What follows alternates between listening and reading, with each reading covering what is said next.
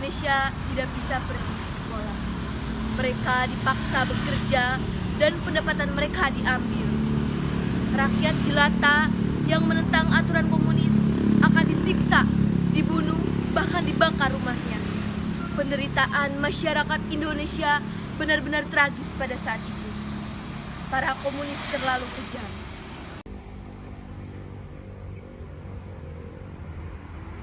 Aduh, pegal sekali. Panas, haus. Pan istirahat sebentar yuk. Tapi nanti kalau komunis tahu kita istirahat, kita akan Mereka tidak terlihat kok. Kemana Bang? Baik.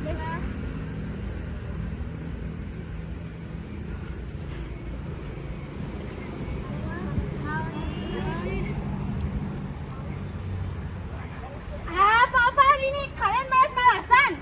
Tapi kan saya hanya ingin istirahat, Miss. Tidak. Kembali bekerja.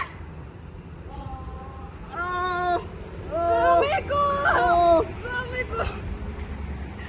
Tidak apa-apa. Ayah.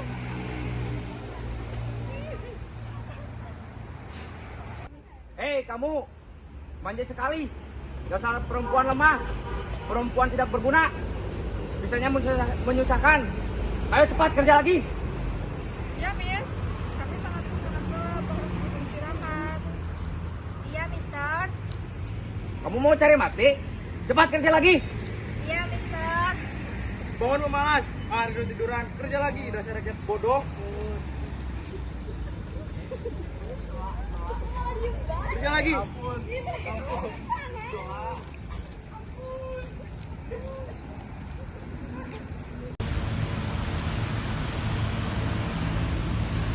sementara yang lain disiksa dan masih dalam ketakutan dan mengerjakan sawah yang mereka garap.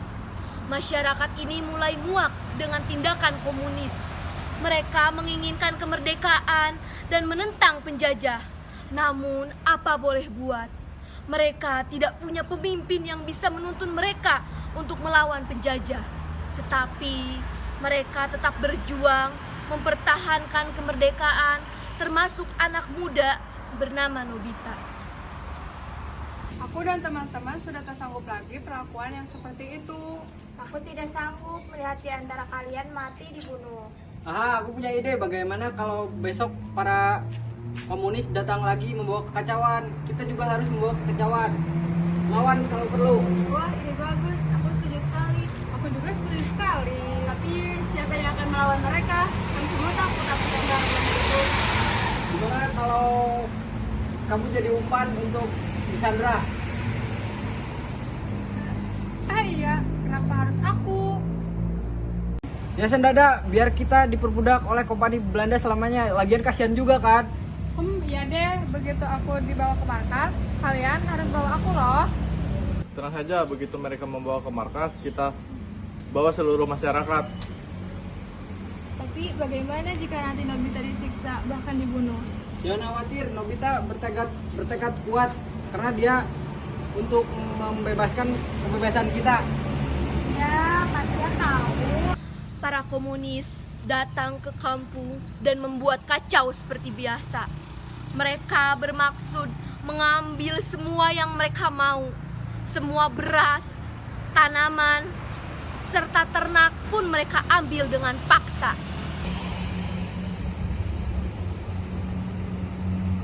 Hai orang-orang kampung, kami datang untuk merampas semua apa yang kalian punya. Kami tidak akan memberikannya. Kami sudah tak tahan lagi perlakuan seperti itu. Dasar perempuan tidak tahu diuntung. Sudah berani kamu menantang kami. Prajurit, bawa dia. Penjarakan dia. Bunuh kalau perlu. Siap, Komandan. Ayo cepat. Cepat. Masyarakat berusaha menyelamatkan Nobita dari sandraan kompeni Belanda. Tidak sesuai dengan rencana, Nobita disiksa di sana. Mungkin dia memang sedang sial nasibnya. Sampai pada akhirnya, rombongan masyarakat pun datang menyelamatkan Nobita. Meskipun dalam peperangan itu mereka kalah. Dan keadaan pun kembali seperti semula. Keseharian diwarnai lagi dengan bekerja paksa dan tanpa ada pemberontakan dari masyarakat. Karena dari segi persenjataan pun mereka sudah kalah. Ayo kawan-kawan, kita siapkan senjata kalian. Kita serang Belanda.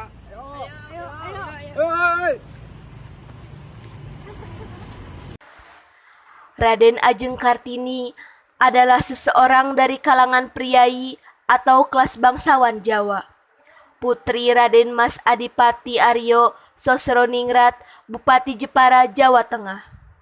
Beliau hanya bisa melihat penderitaan masyarakat ini setiap harinya. Hati beliau tersentuh. Kartini ingin wanita memiliki kebebasan menuntut ilmu dan belajar. Kartini dilarang ayahnya untuk sekolah, sebagaimana adat Jawa pada waktu itu yang masih membedakan antara kaum perempuan dengan kaum laki-laki. Tetapi tekad Kartini untuk memajukan orang Indonesia sangat kuat waktu itu. Karena tekadnya yang sudah bulat untuk memajukan bangsa Indonesia, Kartini pun memutuskan untuk mengajar orang-orang desa. Suasana Kartini sedang mengajari murid-murid perempuan berhitung, menjahit, bahkan membuat pola pakaian. Setelah murid-muridnya pulang, ayah Kartini memarahinya karena tidak suka dengan ulah Kartini yang mengajari anak-anak desa dengan ilmu pengetahuannya. Ya sudah, pelajaran kita sampai di sini saja. Sampai jumpa besok lagi. Iya, Bu. Terima kasih.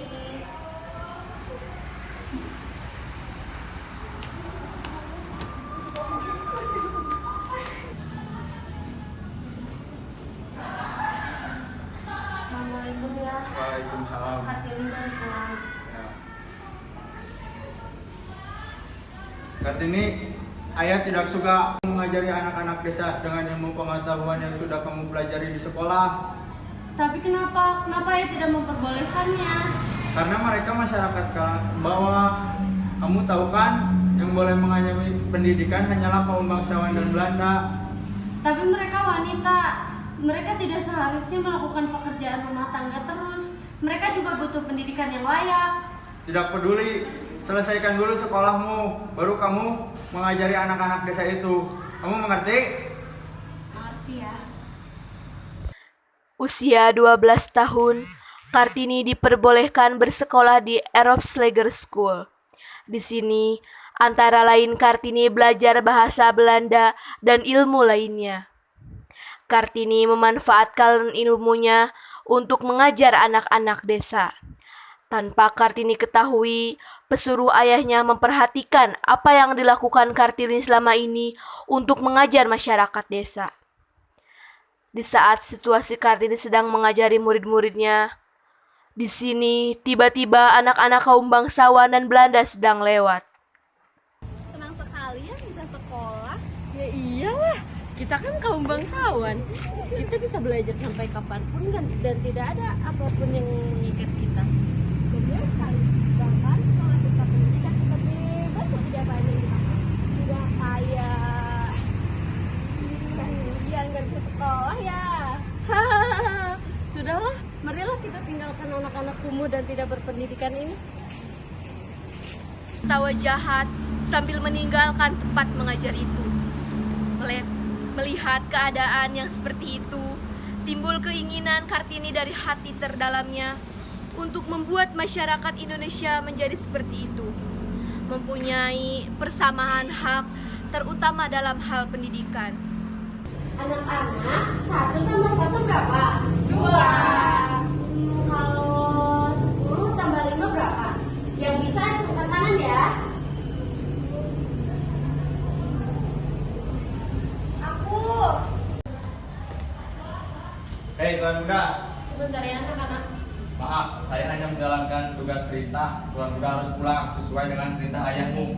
Tidak, saya masih ingin mengajari mereka. Nanti saja. Apa perlu saya laporkan kepada ayah Tuan Muda dulu? Ayo cepat pulang. Jangan biarkan ibu berdiri di sini. Kami masih ingin belajar.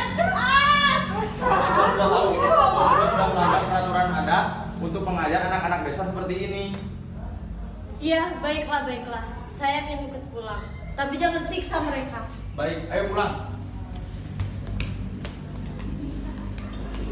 Setelah Kartini menyelesaikan pendidikannya di Erup Slager School, Kartini bertekad menentang kolonial Belanda yang bernama Vanderburg agar tekadnya untuk memberikan hak yang layak untuk rakyat Indonesia, termasuk kaum wanita dalam hal pendidikan. Sungguh indah negeri jajahan ini. Tidak salah para pendahulu menyebutnya negerinya rempah-rempah. Tapi sayangnya orang-orangnya pada katro dan bodoh.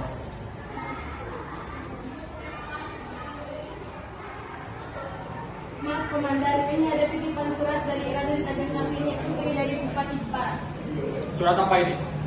Oh, surat dari Bupati Jepara yang cantik itu kan? Ya udah pergi sana. Siap Komandan.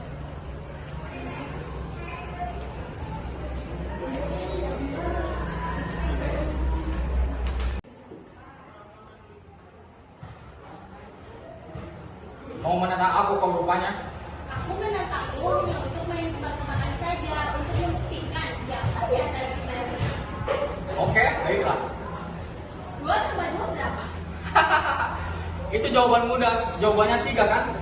Kau ini sebenarnya bisa berhitung atau tidak sih? Ya bisa lah.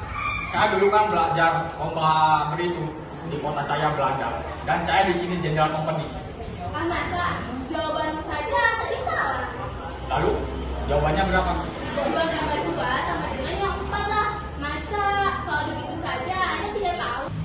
Karena Belanda ternyata kalah dengan Kartini, akhirnya seluruh kaum wanita di Indonesia dapat mengeyam ilmu pendidikan sebagai konsekuensi terhadap tantangan yang telah disetujui.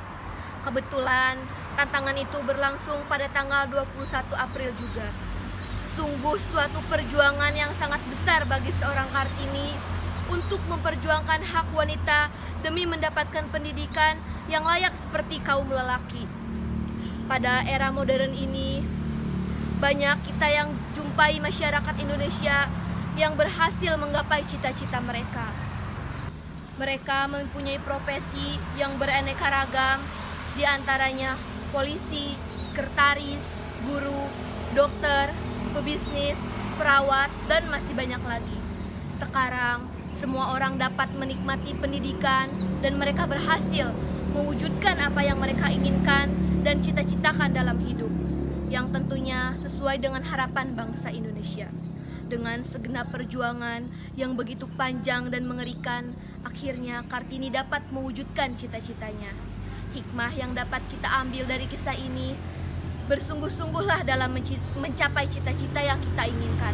Dan jangan sekali-sekali merendahkan kaum wanita, karena kaum wanita itu mulia.